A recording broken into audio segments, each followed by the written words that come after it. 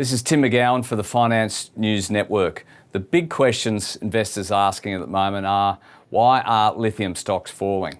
Behind the numbers yesterday on the ASX and overnight were big movements in US lithium stocks as they followed the lead of the Australian peers. Despite a relatively flat market, lithium companies like Livent fell 14%, Albemarle 8% and Lithium America 8%. Aussie stocks yesterday fell sharply in the lithium space. Pilbara Minerals closed down 22%, Liontown down 16%, IGO down 12%, Alchem crashed 15% and MinRes was down 8%, adding up to the Australian lithium sector's biggest single day market rout. So why the fall?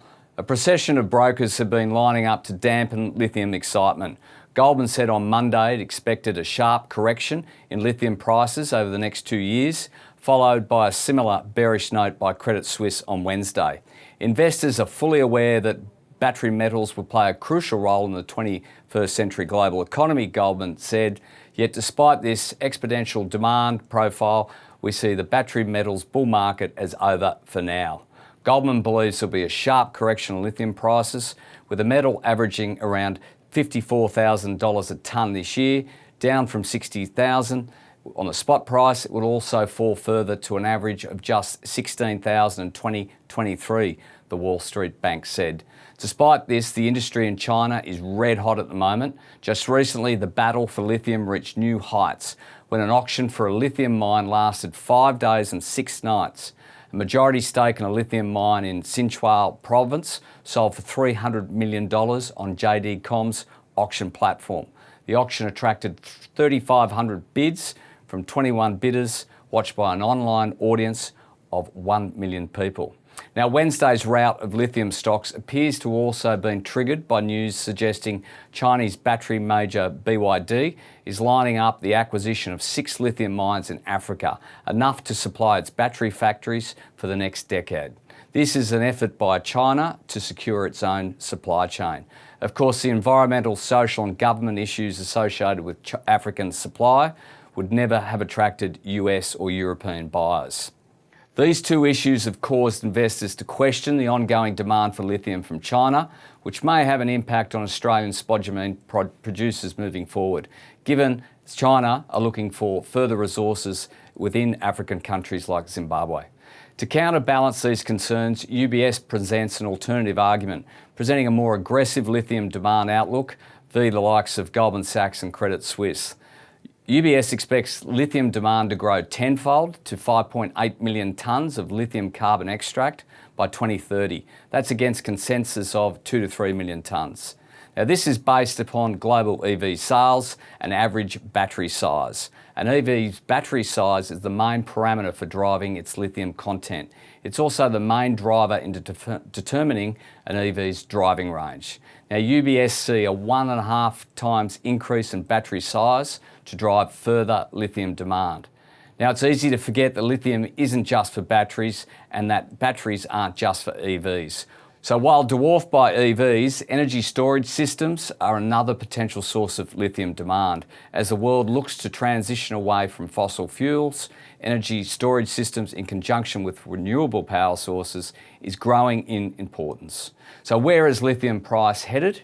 Sustained deficits are of course not sustainable and the market must balance at some point. Will supply lift or demand fall? Now, lithium prices in all markets, spodumene, carbonate and hydroxide, have lifted to once again unimaginable levels. What complicates matters is that the lithium market has been traditionally a specialty chemicals market, characterised by long-term contracts at various specs and with reduced visibility in realised price formation. We expect this to improve as the market grows, but it does pose problems in the present. Now, the lithium industry expert is Benchmark Minerals. They set the lithium price's preference price that is used to negotiate supply chain contracts. Now, their CEO posted on Twitter recently in regards to the Goldman's research. He said, "We've seen this before, we'll see it again. Goldman Sachs, you can't just add up all the lithium mine level potential and make an oversupply call. The specialty chemicals world is much more nuanced than iron ore. Now, Benchmark Minerals take into account all volumes excluding internal transfers. They are weighting prices according to volumes on long-term fixed price, variable price, contracts with and without floors, ceilings and spot prices. A much more accurate representation of the market, a major aspect that Goldman Sachs is likely to be overlooking. Now, behind the Goldman's research is the belief they expect demand in 2024 to rebound and go higher again over the next 10 years. Reading between the lines, it appears that Goldman's are saying 18 months of potential downside versus exponential growth over a decade. So where to next for lithium prices and lithium share prices? Now, global EV sales actually fell in April, primarily due to supply chain issues surrounding automotive components in connection with both the Russian invasion of Ukraine and Chinese COVID-19 lockdown. Now, several industry participants believe that the ultimate lithium price direction will not be clearer until China reopens for business. China's reopening should shed transparency on lithium contract pricing. Now, Platts Metals, they're part of S&P Global, suggests that lithium carbonate is still trading near all-time highs within South Korea, while China remains quiet.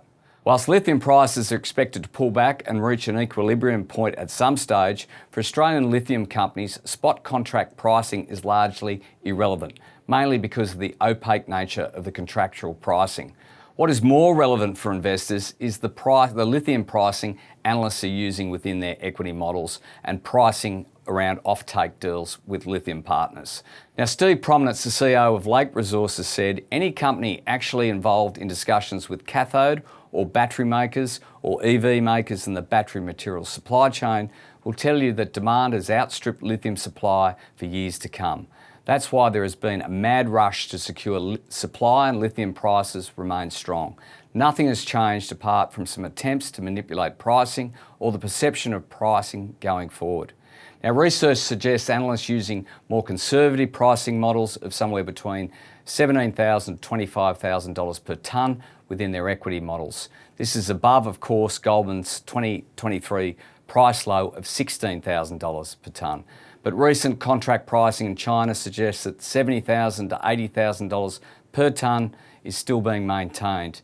And of course, industry experts like Benchmark Minerals expect pricing of somewhere between $35,000 to $40,000 a tonne. Of course, behind the scenes, we are in the risk-off mode for equity markets, and while recent volatility might scare off investors, lithium stocks remain priced based on conservative, discounted lithium prices in an environment where an equilibrium is yet to be reached from a supply and demand perspective, a fact that all industry experts agree on.